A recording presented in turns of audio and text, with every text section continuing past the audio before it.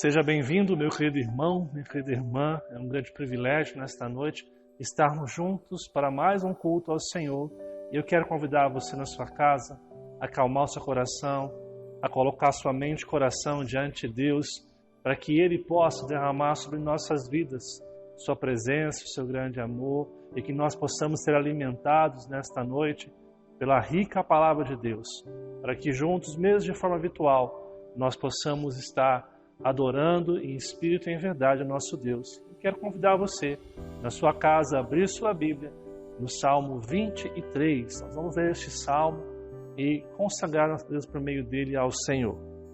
Assim nos diz a palavra do nosso Deus. O Senhor é o meu pastor, nada me faltará. Ele me faz repousar em pastos verdejantes, leva-me para junto das águas de descanso. Refrigera minha alma, guia-me pelas veias da justiça, por amor do seu nome. Ainda que eu ande pelo vale da sombra da morte, não temerei mal nenhum, porque tu estás comigo. O teu bordão e o teu cajado me consolam. Preparas-me uma mesa na presença dos meus adversários, unges minha cabeça com óleo, o meu cálice transborda. Bondade e misericórdia certamente me seguirão todos os dias da minha vida, e habitarei na casa do Senhor para todo sempre. Por meio deste salmo, Davi, já no final da sua vida, compreende que a nossa vida só está bem cuidada quando nós confiamos no nosso Deus, protetor de todas as coisas. Davi tem a convicção de que o Senhor é o seu pastor, de que nada falta ao seu coração, quando ele consegue descansar diante de Deus. Mesmo quando ele atravessa momentos de vale da sombra e da morte, Davi confia que Deus está com ele, que Deus está preservando a sua vida, que Deus está cuidando. E ele termina esse texto dizendo que a bondade e a misericórdia certamente o seguirão, e que ele habitará na casa do Senhor para todo sempre. Que essa verdade se cumpra em nossa vida. Que essa realidade se cumpra hoje na sua história, em que você possa confiar mais no Senhor. Você possa confiar que Ele está cuidando da sua vida. Você pode confiar que Ele cuidará de você todos os dias e você sim habitará na casa do Senhor para todo o sempre. Que nesta noite nós possamos louvar ao Senhor por tudo que Ele é na nossa vida. Quero convidar você a orar comigo, a colocar a sua vida diante do Senhor, para que nós possamos orar ao nosso Deus e pedir que Ele, nesta noite, nos abençoe com sua bênção, com sua graça. Vamos orar? Pai amado, Pai querido, nós te louvamos por esta noite. Te agradecemos pela tua presença em nosso meio. Louvamos ao Senhor porque o Senhor tem nos dado condição e privilégio de estarmos juntos aqui para te adorar. Mesmo de forma online, mesmo de forma cada um na sua casa. Mas em meio às crises, Pai, nós nos adaptamos e sabemos que o Senhor está conosco em todo o tempo. É o nosso pastor e que nada nos falta. Que a tua bondade e misericórdia sejam conosco, Pai. Que nós possamos ter a confiança que sem o Senhor nós nada podemos fazer. A confiança de que o Senhor está cuidando das nossas vidas. A confiança que nenhum mal chegará à nossa casa, porque o Senhor está conosco. Que o Senhor nos abençoe. Que o Senhor abençoe teu povo nesta noite, que este culto seja para ti, para a honra e glória do teu santo e bendito nome, Jesus. Amém, amém. Amados irmãos, eu quero convidar você, neste momento, a cantar conosco o hino 62, hino de gratidão ao nosso Deus. Após este hino, eu convido você a estar adorando ao Senhor com o nosso ministério de louvor nesta noite.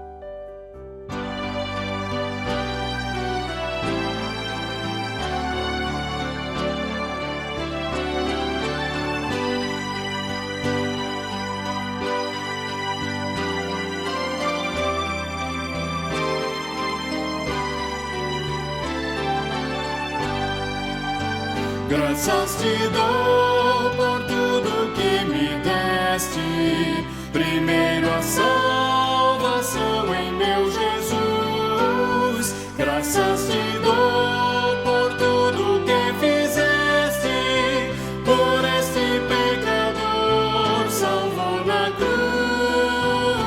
cruz. Graças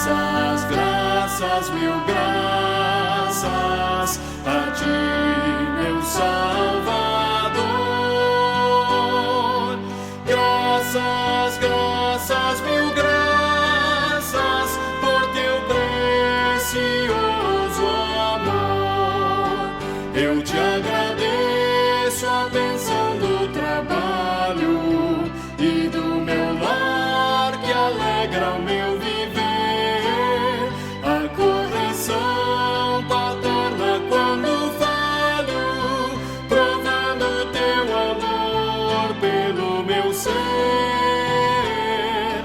Graças, graças, mil graças a ti, meu Salvador. Graças, graças, mil graças por teu precioso amor. Eu te agradeço o pão de cada dia, a água que alivia a sede dura e o sol que aquece a pobre gente fria. São bênçãos que enchem a terra de fartura. Graças, graças, mil graças a ti, meu Salvador. Graças, graças, mil graças por teu precioso amor.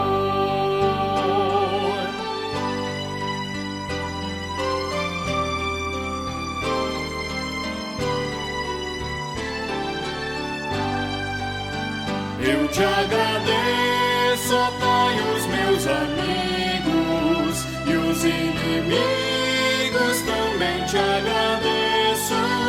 Sou grato por vitórias em perigos e outras bênçãos que eu não mereço. Graças, graças, mil graças a ti, meu Salvador.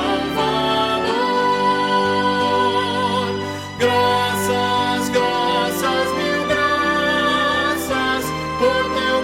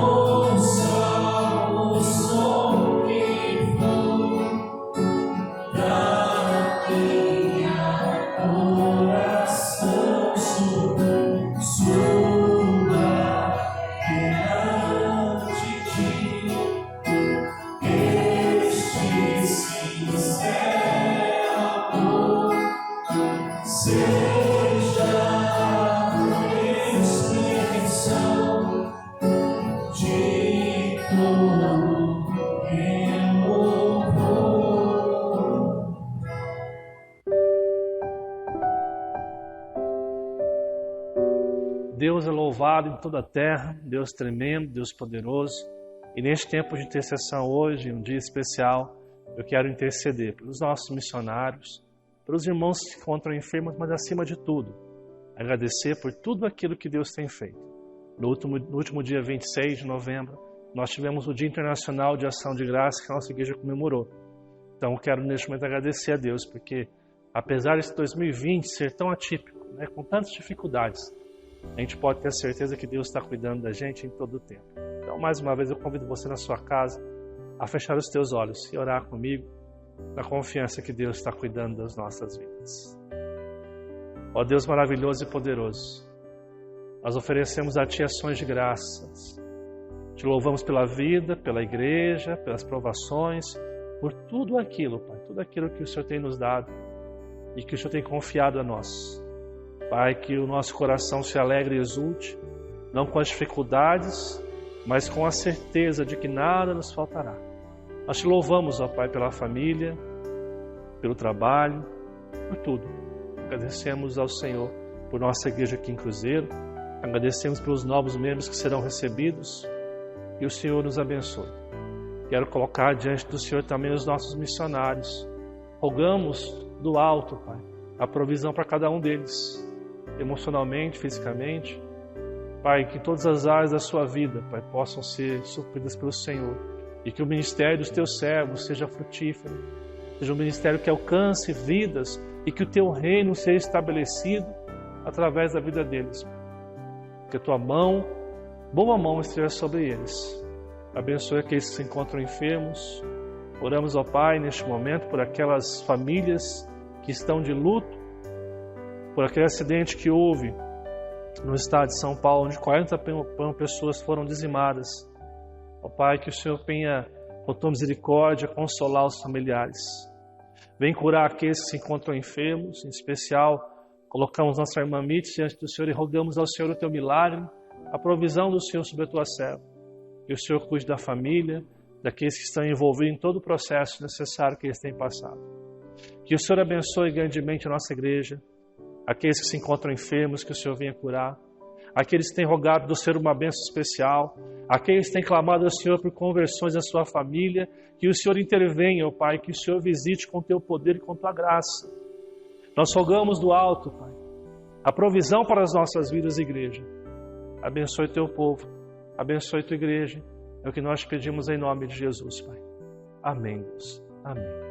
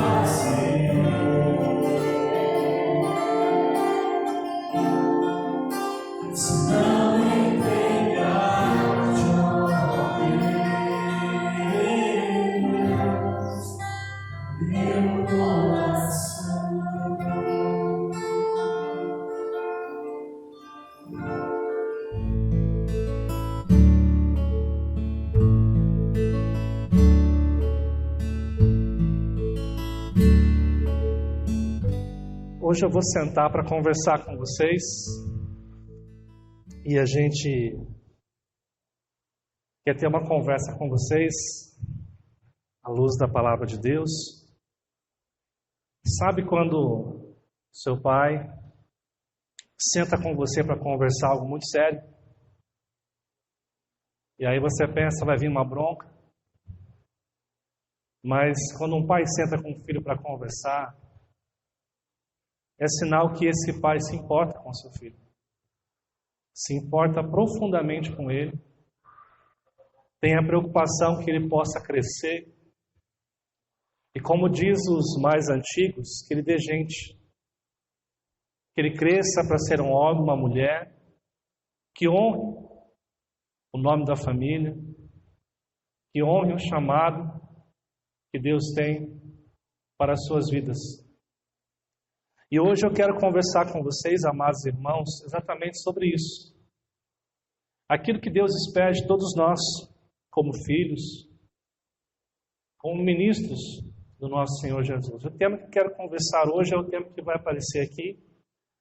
Terra bendita em que nasci. Alguém aqui conhece essa frase de algum lugar? Terra bendita em que nasci. Alguém conhece essa frase? Onde a senhora conhece essa frase?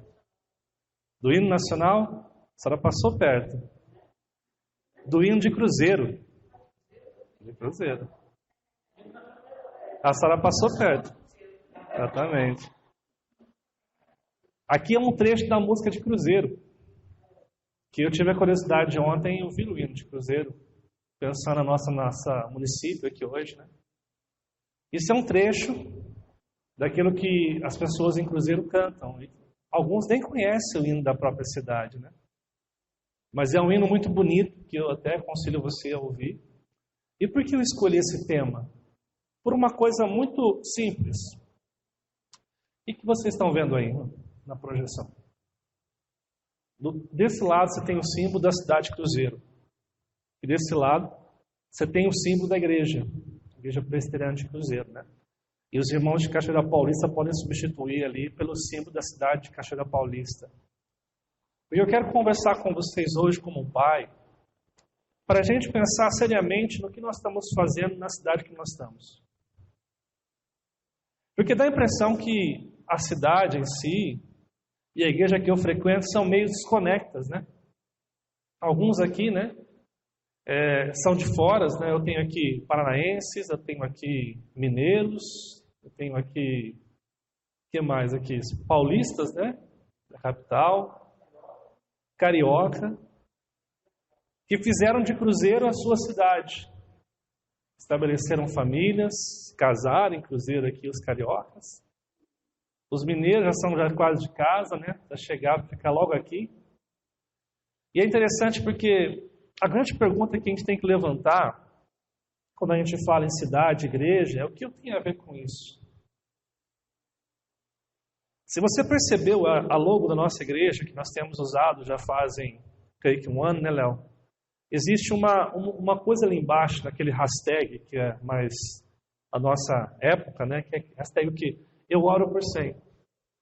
A gente tem orado, pelo menos eu tenho orado, eu creio que todos aqui que entenderam o que tem que ser feito estão orando, para que Deus nos dê 100 pessoas para esta igreja.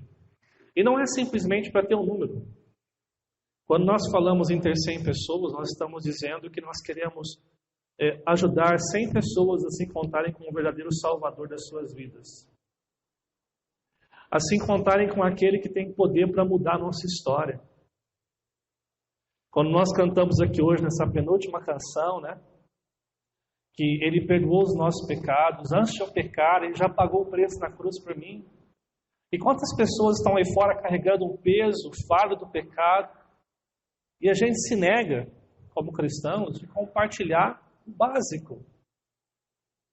Porque quando Jesus subiu aos céus, Ele disse que nós tínhamos uma missão a fazer aqui na terra.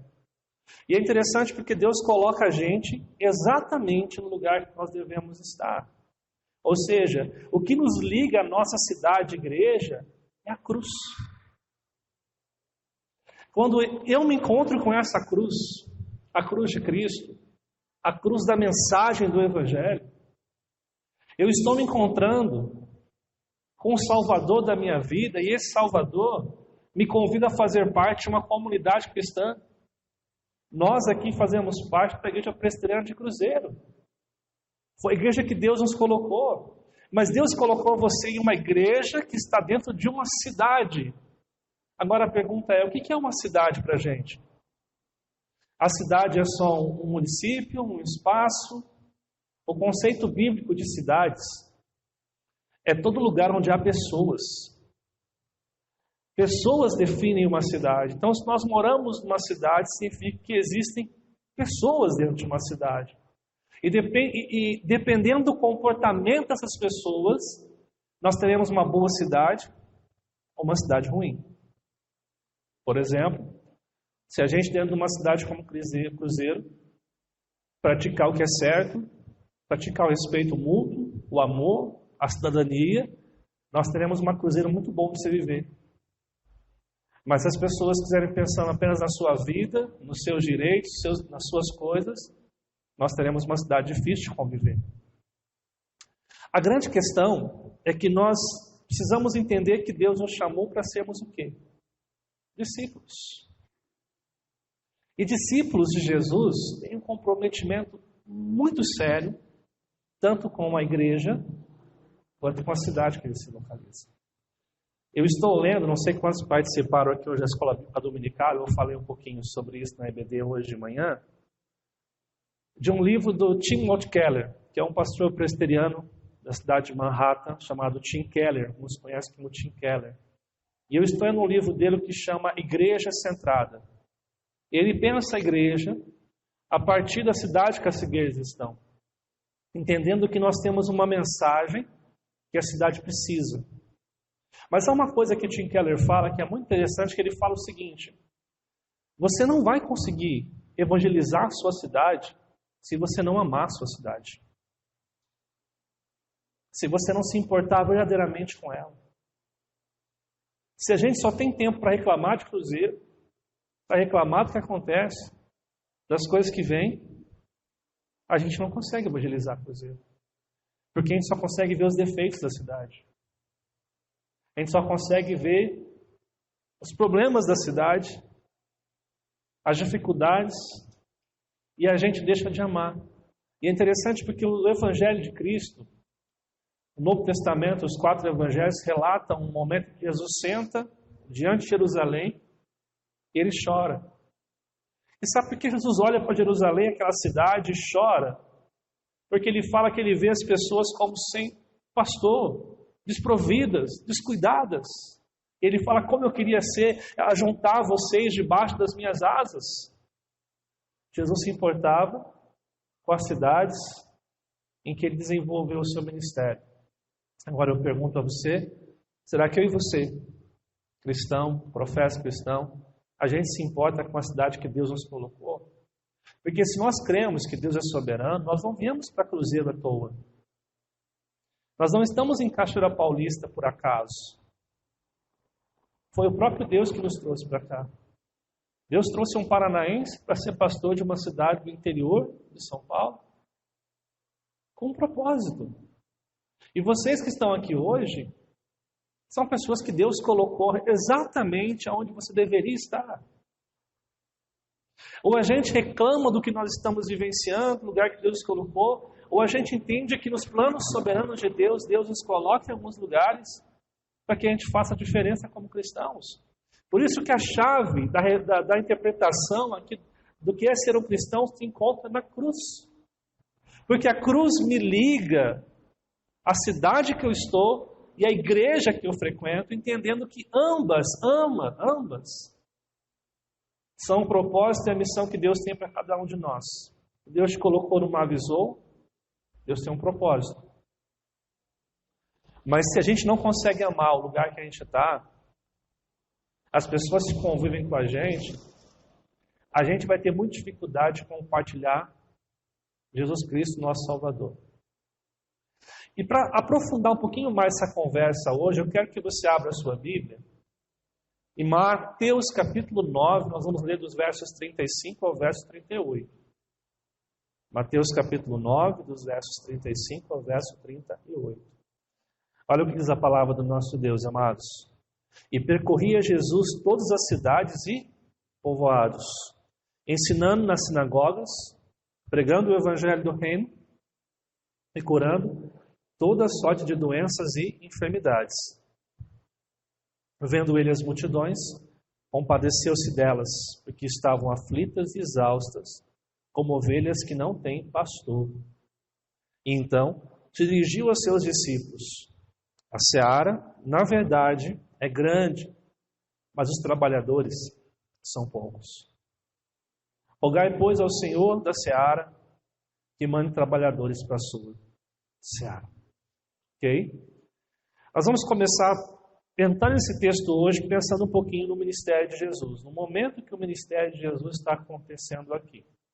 O texto base, o texto-chave, o texto que inicia isso daí, é o verso 35, que fala o seguinte: e percorria Jesus todas as cidades e povoados, ensinando nas sinagogas, pregando o evangelho do reino, curando toda sorte de doenças e enfermidades. O escritor Mateus, o evangelista, começa declarando que Jesus estava fazendo algo, ok?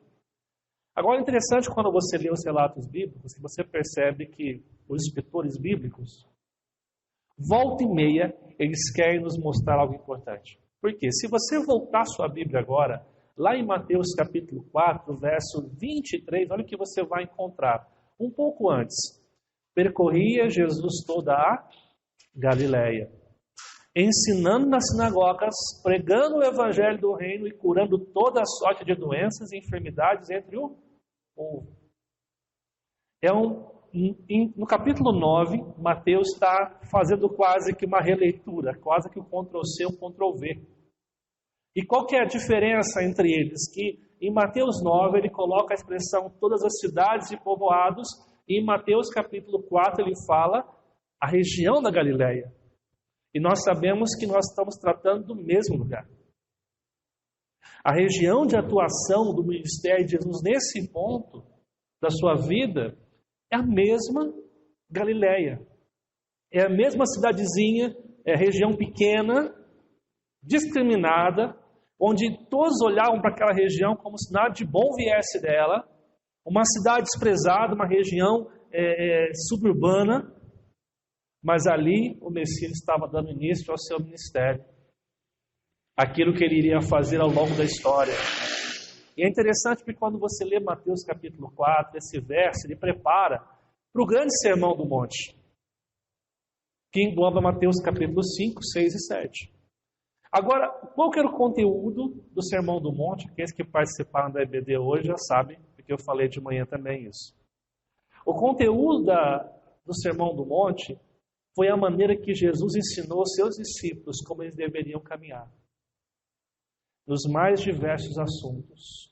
Ele começa nos versos 1 até o verso 11, falando das bem-aventuranças, como é o caráter do discípulo, como que são as reações dos discípulos diante da perseguição, da calúnia, da mentira, diante das brigas, diante da injustiça, diante do medo, como que o discípulo de Jesus se comporta. E depois ele começa a falar sobre ser sal e luz, sobre como orar, como dar o seu dízimo, de como se comportar, de não adulterar, de não julgar, de não fazer falso testemunho.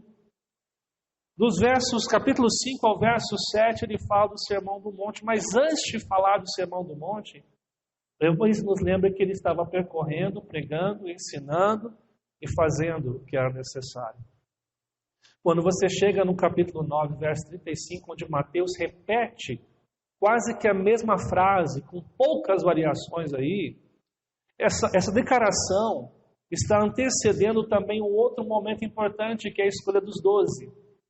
Se você ler na sua Bíblia aí, eu não coloquei aqui, mas você pode ler aí o capítulo 10 todo, ele está chamando os seus 12 discípulos, falando como eles deveriam se comportar, falando das dificuldades que iam vir, de como eles deveriam agir como discípulos de Jesus.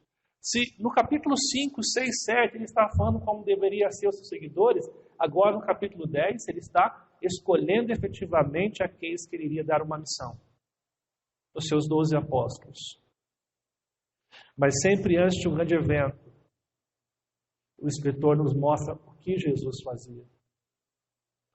Antes de falar que nós devemos ser discípulos, o Escritor nos lembra como Jesus foi discípulo.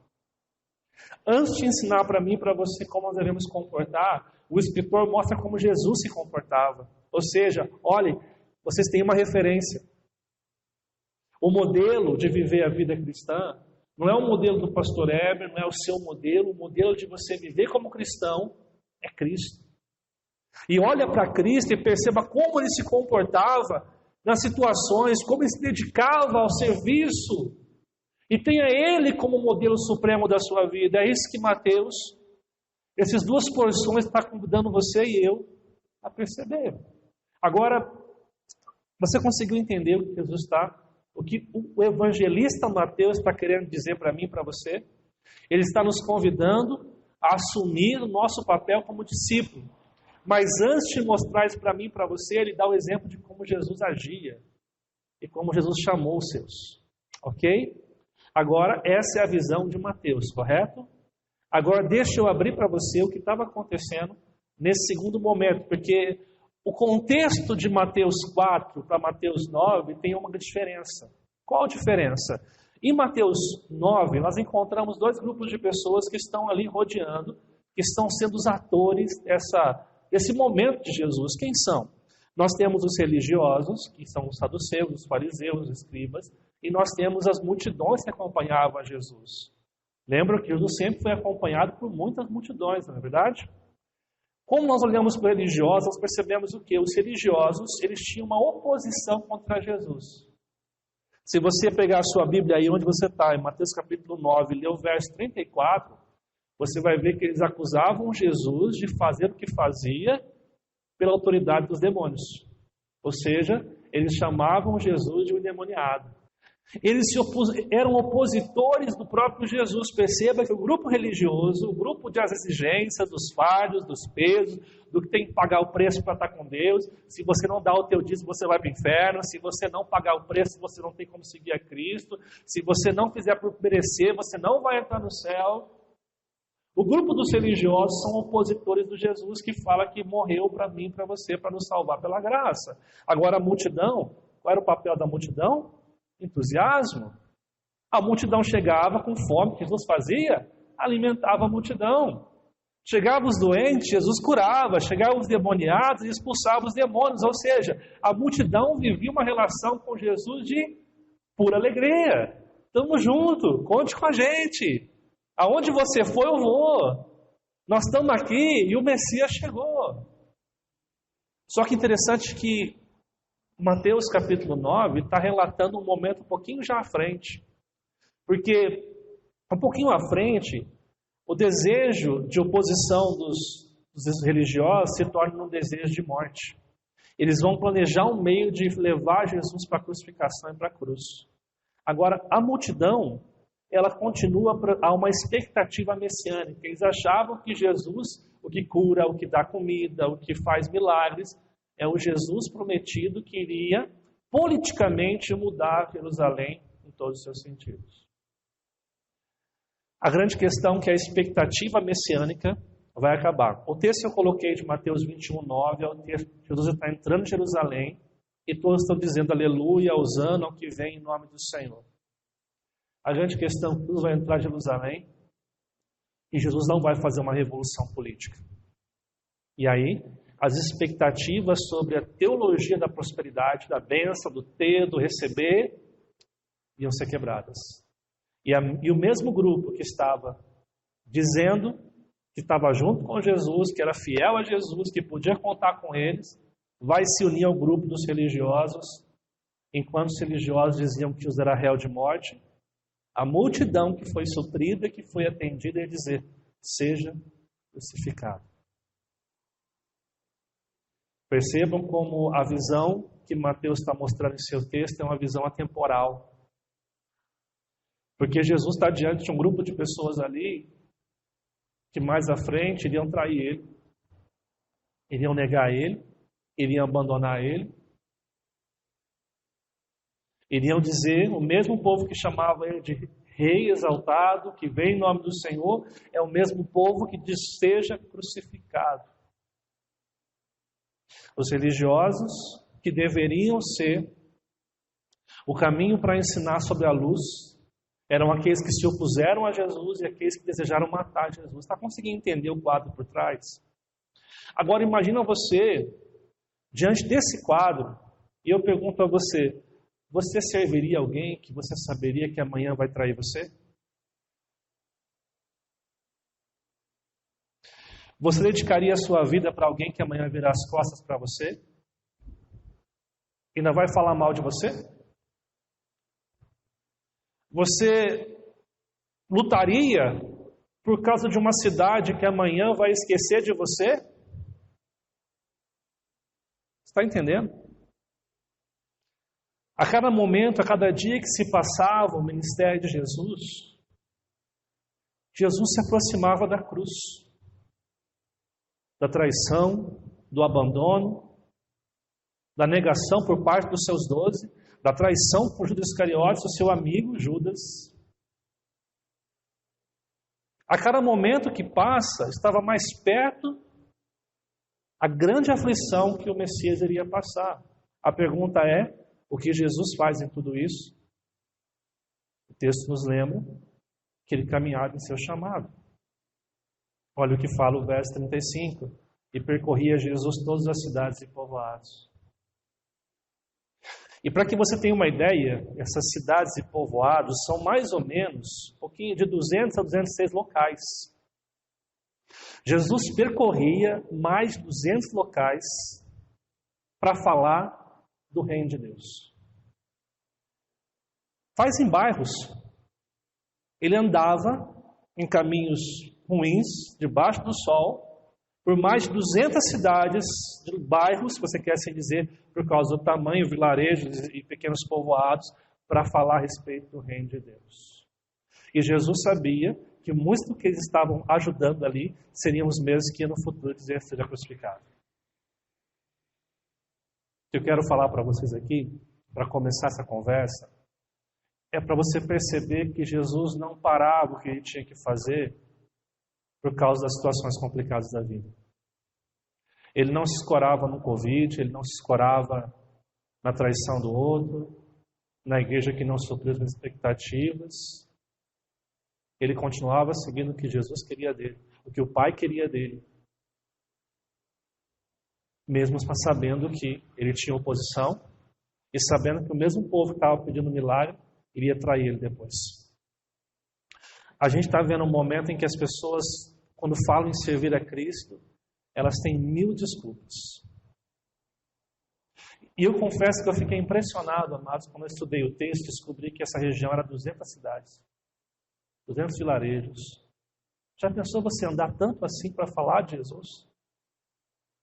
Às vezes é difícil vir para a igreja no domingo, né? Às vezes é tão complicado participar de uma escola bíblica dominical, porque tão longe. Jesus andava mais de 200 cidades porque ele tinha uma missão. Porque ele entendia que ele não veio para o mundo para ficar se escorando em desculpas. Ah, não. Porque eu vou falar, esse povo vai me trair amanhã. Porque eu vou escolher 12 se um deles vai ser Judas. Todo mundo vai me abandonar. Interessante porque Jesus, ao longo do seu ministério, continuava fazendo algumas coisas. O texto fala que, além de passar por isso, ele ensinava nas sinagogas, que eram as igrejas, ele pregava o evangelho do reino e curava toda sorte de doenças e enfermidades. Ou seja, ele tinha uma ação na igreja, ele começava pelas sinagogas, que era como se fossem as nossas igrejas hoje. Ele tinha tempo para ensinar, para pregar dentro da igreja, como nós temos um tempo domingo à noite, domingo de manhã, nos estudos que nós temos aqui. Ele tinha tempo para investir, para estar aqui, para ensinar. Mas também ele fazia diariamente, porque não só na sinagoga, aonde ele andava ele falava do reino de Deus, pelas cidades que passava ele comunicava o evangelho, onde havia necessitado ele estendia a mão para falar da salvação de Jesus, só que ainda mais, quando ele curava, ele fazia uma ação prática. Perceba como o ministério de Jesus é completo. Ele está atuando dentro das igrejas, ele está atuando no seu dia a dia e ele está atuando de forma prática. Ele olha a necessidade daquela situação, vem na necessidade. Ele não tem só um belo discurso, uma bela palavra de evangeliquez. E tudo isso, ele está em direção aonde? À cruz. Não, ele não está indo para o lugar que ele será aplaudido, coroado rei. Ele está indo para o lugar e para o momento na sua vida em que ele seria traído e crucificado por mim e por você. O que eu quero mostrar para vocês é que muitas vezes nós estamos nos escorando em algumas desculpas para fazer o que é necessário ser feito. Lembra que eu falei que o discípulo de Jesus, ele é convidado a olhar para Jesus. Ele é convidado para olhar para aquele que salvou. Porque é essa cruz que define como nós deveríamos ser.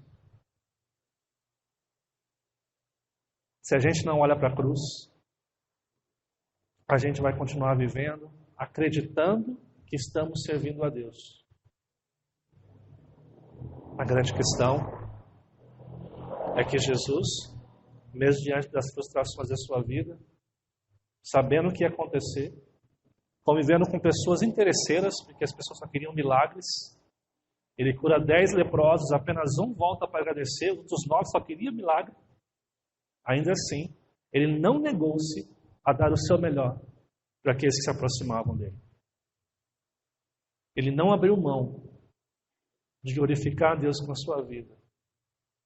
Pergunta que eu faço de forma muito honesta. Será que eu e você hoje estamos dando o nosso melhor para Deus? Será que a gente vem para a igreja com o coração profundamente envolvido em servir e dar o nosso melhor para a causa do reino de Deus em Cruzeiro?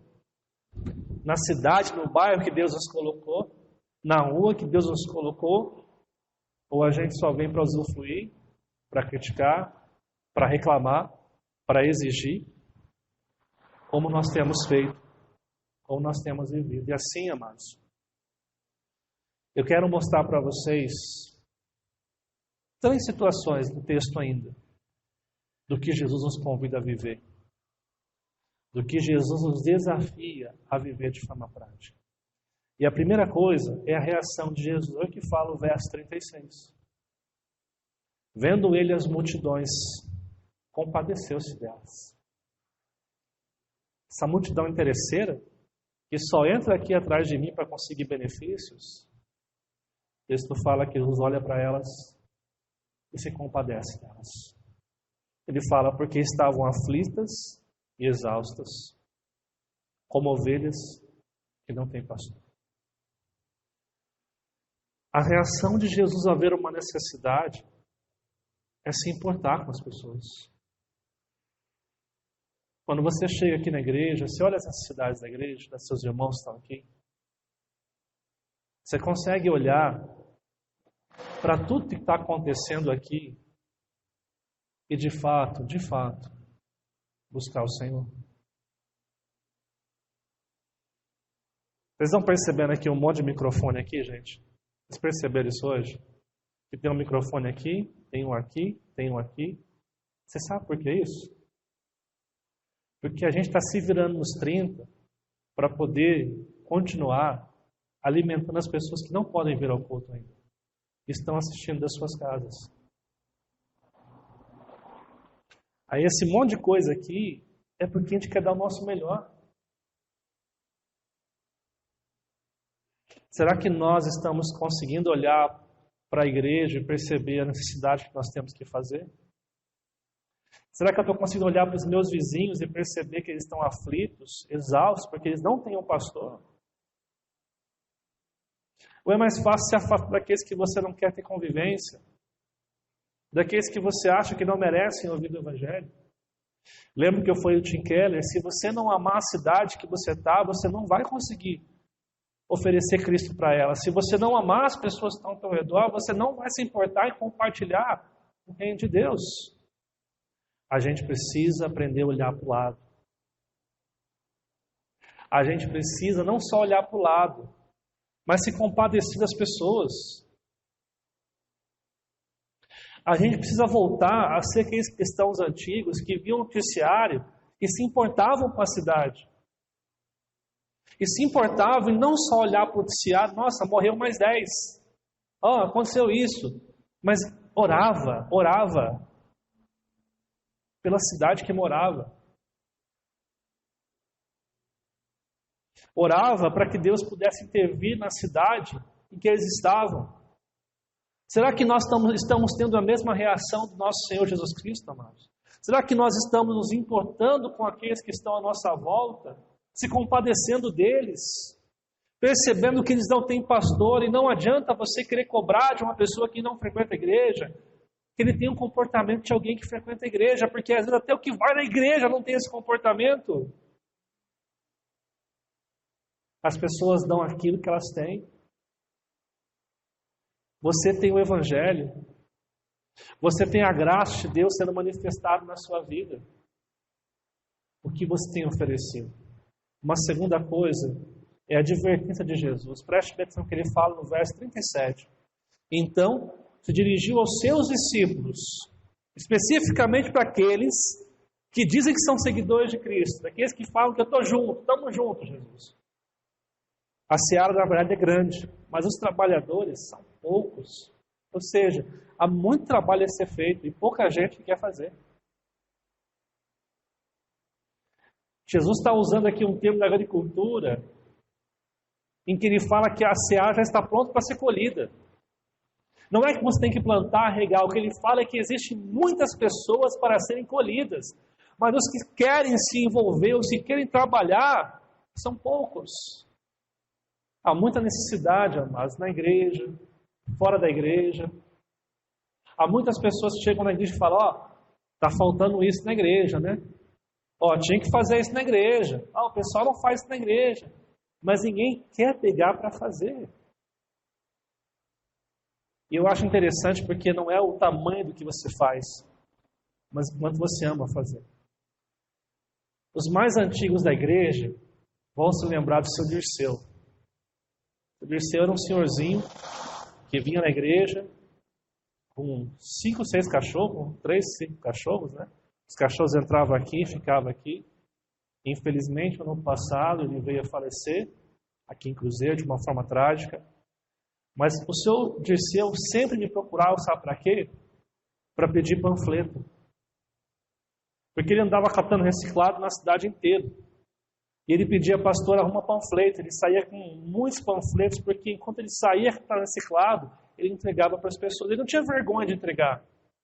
Ele não achava que estava incômodo, ele entregava para as pessoas. A gente tem vergonha de entregar um panfleto. Eu me lembro da outra igreja, o seu Rubens, um senhor também que não fez teologia, não dava aula, não pregava, mas ele tinha no bolso uma balinha. E todo mundo que chegava, ele sorria e dava uma balinha e dizia, seja bem-vindo. E muitas pessoas na Koinonia ficaram na igreja por causa da recepção que tiveram do seu Rubens. Porque tarefa simples, de ficar numa porta, de ajudar aqui, de ajudar ali. Trabalho muito grande, amados. Mas são poucos que querem se envolver. Isso estou falando no ambiente de uma igreja. Lá fora. Quantas pessoas você pode levar um panfleto? Você pode convidar para ir no culto? Você quer saber uma coisa que me deixa muito feliz? Muito feliz mesmo? Quando eu descubro que as pessoas estão convidando outras para vir à igreja. Eu me sinto realizado como pastor. Porque se eu não estou conseguindo levar vocês a refletir na necessidade de convidar alguém para a igreja, então eu sou um péssimo pastor. Nós deveríamos ter isso como natural. Quem essa semana eu vou convidar? Quem essa semana eu vou falar? Deixa eu aproveitar que a Sabrina não está aqui, então eu posso falar mal dela, né, Léo? Você permite, a tua esposa, né? Ontem elas foram, para quem não sabe, a Sabrina é cerimonialista. Ela faz casamentos, coisas de festas aí. E ontem ela e a Aline foram trabalhar aqui em Brejetuba, num sítio aqui para cima, aqui, lá perto da Ilha Gigante da Mercedes. E quando a Aline chegou, era por volta das 3 da tarde, a Aline contou que ela falou bem assim, a Sabrina pegou o DJ e arrebentou com ele. Eu falei, nossa, assim que a Sabrina fez, cara. Deu mau testemunho. Pensei logo isso, Léo.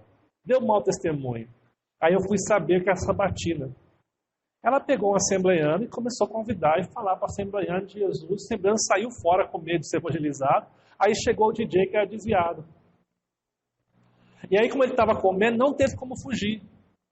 E ela começou a falar de Jesus e convidar ele para ir para a igreja. E ele disse para ela que ele reconhece que ele precisa voltar para a igreja, que ele vai fazer uma visitinha aqui na igreja. Pensa num pastor que ficou feliz. Fiquei até inflado. Fiquei até mais gordinho do que eu já sou. Por quê? Porque como é bom saber que as suas ovelhas estão se importando em fazer algo lá fora. Você não precisa ser um pregador para estar aqui na frente, você não precisa ser um músico, mas se você for uma pessoa que convida as pessoas, como um trabalhador que está fazendo a sua parte lá fora, nossa, eu vou me sentir mais feliz ainda. É interessante porque desse jovem DJ, eu já entrei no Facebook lá, já peguei o WhatsApp, e a Sabrina tinha convidado, eu já mandei uma mensagem para o DJ e falei, fiquei sabendo que você está desviado da igreja, quer ir para a igreja, eu me coloco à disposição, te convido assim, assim, assim. Ele me respondeu na meia-noite ontem. E eu conversei com ele também ontem. Me lembro do Braz, que sempre me levava para fazer visita junto. E eu, amado, tem alguém que quer visitar? Me convida para ir que eu vou com você. Alguém que está precisando de aconselhamento? Me chama que eu vou. A seara é grande, mas poucos são os trabalhadores. E vocês são pessoas com potencial para sair da comodidade e voltar a ser alguém que compartilha Cristo com as pessoas. Há muito trabalho a ser feito. Há muito trabalho. Em dezembro, nós vamos começar uma série de Natal. E nós vamos apontar para que é o Natal em Jesus Cristo. Vocês perceberam que já começou a decoração de Natal, né? Nem é dezembro, mas já estamos com toalha vermelha, já está com a decoração aqui. Por quê? Porque a gente quer aproveitar o Natal não só para festejar, mas para convidar pessoas a conhecerem Jesus. E vai ser uma oportunidade de você se envolver com o seu vizinho, sabe? Falar oi para o vizinho, conversar com o vizinho, convidar o vizinho. Talvez nunca vai vir, mas talvez venha. A gente nunca sabe o que um convite pode fazer. Vocês estão me entendendo? Sabe aquele jovem ali, ó? Vou falar mal de você agora, tá? O Márcio veio para a igreja, sabe por quê? Por causa de um convite. Ele encontrou a Aline, ele, a Fran e a Sofia, encontraram a Aline dentro de uma clínica e, para a glória de Deus, ficaram 4 horas na fila de espera. Só que ele foi obrigado a conversar com a Aline. E segundo ele, quando deu para a Aline, disse que ela estava sorrindo com muita simpatia. Eu falei, era minha esposa mesmo? Estava ali? E ela convidou para vir à igreja. E eles estão aqui hoje. Desde 2018, né, Márcio? A gente nunca sabe onde o convite vai chegar, gente. A gente nunca sabe aonde esse trabalho que a gente faz pode chegar. Vocês estão me entendendo? O pastor não está pedindo para vocês, você está aqui, pregar, preparar um estudo. Para alguns eu peço, né? Eu estou pedindo só para vocês perceberem que há muito trabalho a ser feito e talvez um convite já faça muita diferença. E a última coisa, a orientação de Jesus, preste bem atenção, olha o que ele fala no verso 38. Rogai, pois, ao Senhor da seara, para que mande trabalhadores para a sua seara. Sabe como é que nós começamos um trabalho? Orando. Orando. Você não sabe como convidar? Você não sabe como compartilhar? Então, ore. Ore por conversões. Ore por 100 pessoas na igreja. Ore para que Deus te capacite, te dê a oportunidade de compartilhar o resto da semana. Interessante porque ele fala, peçam ao Senhor da seara, ao próprio Deus, para que te ajude a fazer isso. E esse Deus vai mandar trabalhadores. E talvez os trabalhadores sejam a gente mesmo. Que precisa despertar, que precisa de achar que ser cristão é só vir à igreja domingo, começar a fazer algo mais. Nós precisamos olhar para a igreja e entender que Deus nos colocou nessa igreja, nessa cidade, com uma responsabilidade de apresentar Cristo. A primeira coisa que você deve fazer, se você não sabe por onde começar, comece orando. Comece orando para a igreja. Comece orando para que Deus abra as portas. E amados, você não tem ideia do que Deus pode fazer. Alguém já ouviu falar em John Wesley aqui? O príncipe John Wesley. Conhece John Wesley, né, Wesley? John Wesley, ele frequentava a igreja do seu pai. Após o falecimento do seu pai, ele começou a pregar sobre evangelismo, sobre missões. A igreja, que era uma igreja que não queria muito trabalhar e queria continuar vindo só domingo à noite, batendo cartão, fazendo tudo aquilo que o clubinho religioso gosta de fazer, proibiu John Wesley de continuar pregando dentro da igreja que seu pai construiu. Olha, o pai dele que construiu a igreja, ele foi proibido de trabalhar na igreja que ele construiu, que o pai construiu. John Wesley não ficou reclamando, John Wesley não ficou comemorando, John Wesley foi para o fundo da igreja, tinha um cemitério. John Wesley foi para o cemitério e começou a pregar no cemitério. E ali apareceram mineradores, escoveiro e o pessoal excluído. E ali começou um grande avivamento na Inglaterra por causa da pregação de John Wesley. John Wesley não ficou reclamando do que aconteceu, não ficou arrumando desculpa. John Wesley, já que não podia pregar ali, na igreja que seu pai construiu, ele saiu para o cemitério e ali ele começou a falar de Jesus. E muitas pessoas se entregaram ao Senhor. E muitas pessoas se encontraram com o Senhor. Interessante que, quando você lê Atos, o crescimento da igreja começa lá em Atos 2, onde converte, se não me engano, 3.000 pessoas, depois 5.000, ou 5.000, 3.000, não lembro certo qual que é a ordem. Mas quem está pregando lá é Pedro. Pedro não é um grande orador. Pedro não é uma pessoa que tem muitas capacidades para poder expor. Mas antes de Pedro começar a pregar, sabe o que eles estavam fazendo? Eles estavam orando. Eles estavam pedindo a capacitação do alto para fazer o trabalho. E Deus enviou os trabalhadores. E Deus operou. E ali a igreja em Atos começa a crescer. Sabe, uma outra coisa que me deixa muito feliz, como pastor, é quando eu tiver certeza que vocês estão orando. Aí você quer completar a minha alegria? Ora, lê a Bíblia e fala de Jesus. Aí eu vou ser um pastor completo. Você pode começar hoje orando. Deus, eis-me aqui, envia-me a mim. Você pode fazer a diferença onde você está. Orando, convidando pessoas, se dispondo a ajudar na igreja, em qualquer área que você possa ajudar. E, amados irmãos, nós temos tantas coisas a fazer. Estão entendendo o que eu estou dizendo para vocês? Olha para esse gráfico que eu trouxe aqui para vocês. Nós nos professamos cristãos. Nós dizemos que amamos a Jesus. E Deus nos colocou em uma cidade e dentro de uma igreja. Deus te colocou nessa comunidade cristã aqui em Cruzeiro. Deus te colocou na cidade que você está, na rua que você mora, no bairro que você mora, com os amigos que você tem. E Deus pede a você que tenha a mesma reação dele. Porque essa caminhada em direção à cruz, amados, lembre, é uma caminhada onde nós vamos investir em pessoas e pessoas vão virar as costas para a gente. Onde nós vamos ajudar pessoas e as pessoas nem vão olhar para a nossa cara amanhã. Amanhã você pode ser traído, abandonado. É o caminho em direção à cruz para que você morra cada dia com Cristo Jesus. O que Jesus pede para você, olha para a necessidade do outro. Se compadece dos que estão à sua volta. Se compadece dos seus vizinhos. Lembra que essa área é grande, é uma advertência que ele faz, há muita coisa a fazer, mas há muito poucos trabalhadores. Há muito poucos trabalhadores. E lembra a orientação. Você não sabe por onde começar? Começa orando. Começa orando. Começa a rogar ao Senhor da Seara para que Ele envie os seus trabalhadores. Uma última coisa que eu quero observar aqui. Jesus andava mais de 200 lugares. Mais de 200 lugares a pé, debaixo do sol, cansado. E às vezes a gente, preste atenção, a gente tem dificuldade de atravessar a rua para convidar um vizinho. Às vezes nós estamos falando tanto em missões, quando a missão está do outro lado da rua. Para aqueles que moram em apartamento, aqui, na outra porta na frente. Jesus, por você, andava mais de 200 lugares. A gente não está aqui à toa.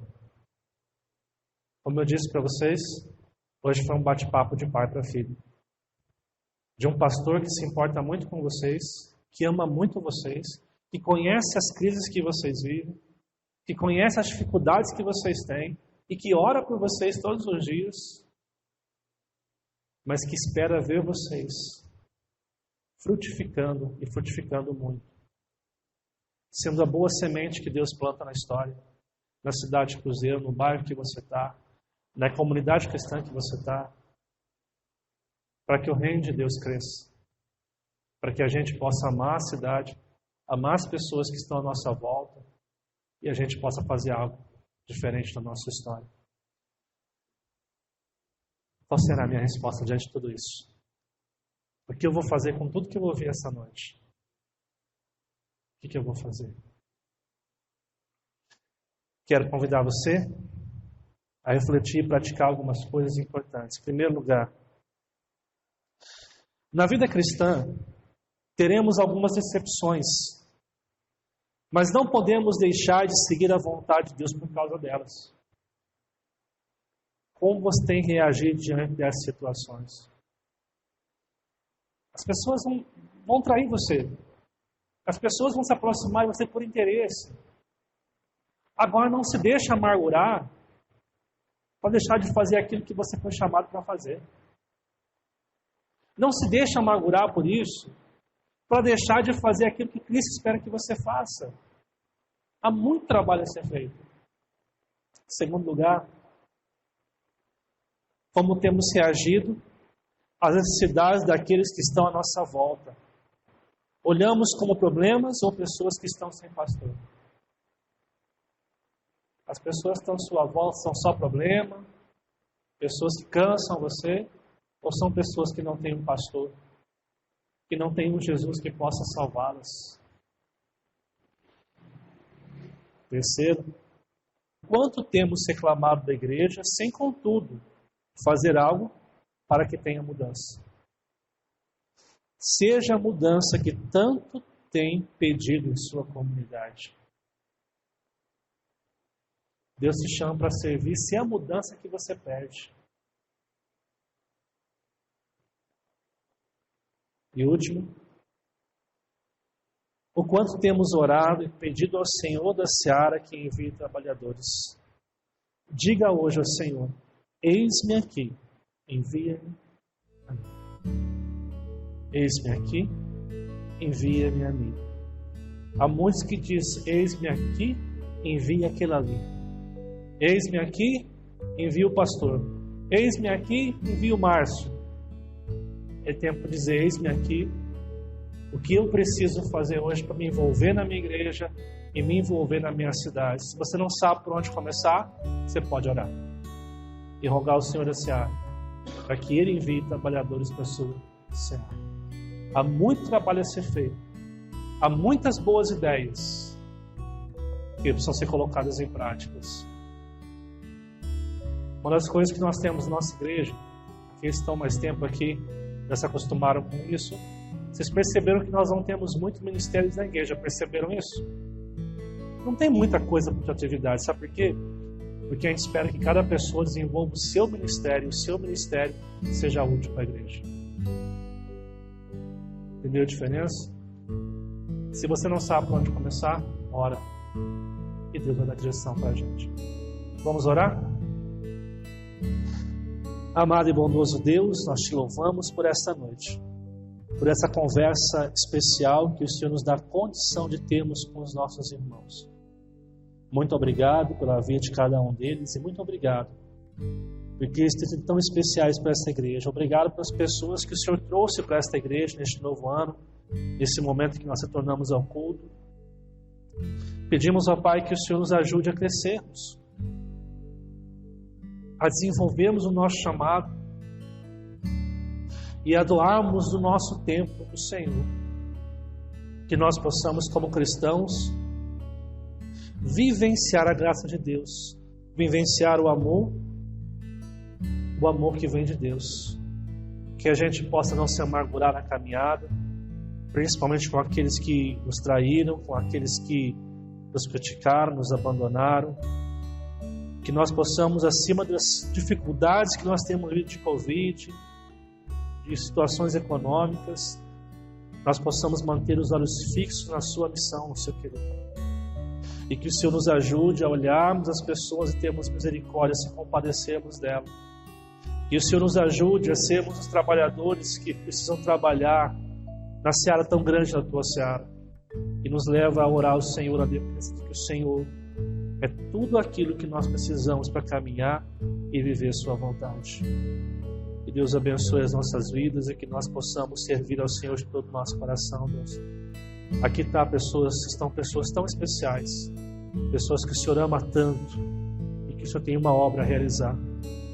Que a tua palavra adentre aos corações e que nós possamos perceber como importante é seguir ao Senhor e louvar ao Senhor em todo o tempo. Que o Senhor nos abençoe. É o que eu te peço em nome de Jesus, Pai. Amém.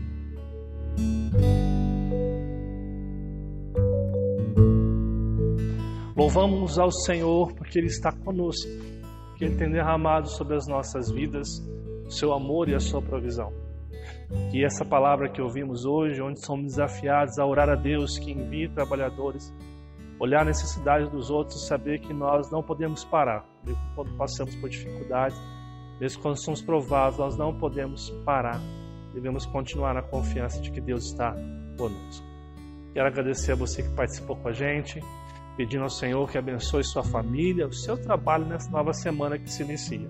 Não esquece essa semana de orar em família, de agradecer a Deus pelo novo mês que vai se iniciar a partir de terça-feira, onde nós estaremos em dezembro. Último mês do ano, nós sabemos que Deus estará conosco, fechando bem este ano de 2020.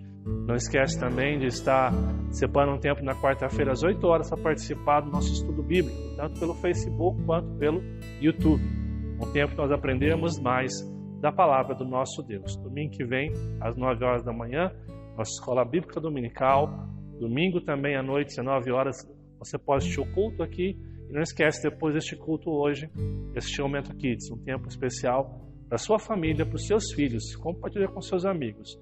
E eu também peço a você que nos ajude, porque essa semana nós fizemos um vídeo para divulgar a nossa igreja. Um vídeo chamado sobre medo e dúvidas, ou sobre dúvidas e medos.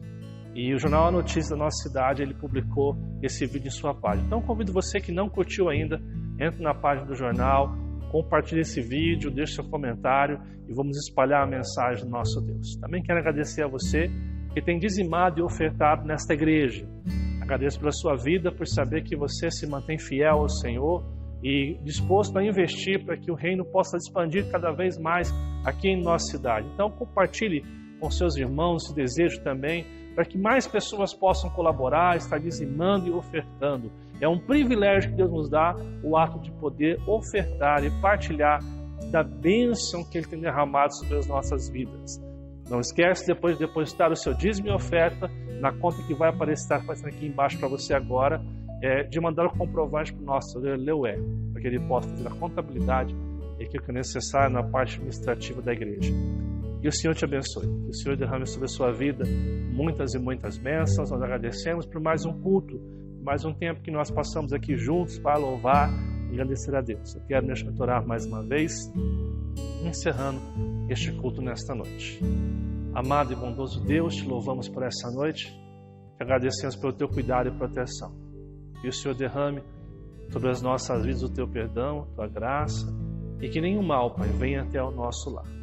Pedimos, ó Pai, que o Senhor cuide do seu povo essa semana, no trabalho, com a família, que o Senhor possa estar cuidando e consolando cada pessoa, Pai, que tem participado conosco aqui. Que a tua bênção repouse sobre cada um deles. Que o teu amor e a tua paz possam ser o instrumento de transformação dos nossos corações. Nos abençoe, eu te peço em nome de Jesus. E que a graça do nosso Senhor e Salvador Jesus Cristo e o eterno e grande amor do nosso Deus e Pai e as doces consolações do Santo Espírito sejam com todos, hoje e para todos sempre. Amém. E Deus abençoe sua semana.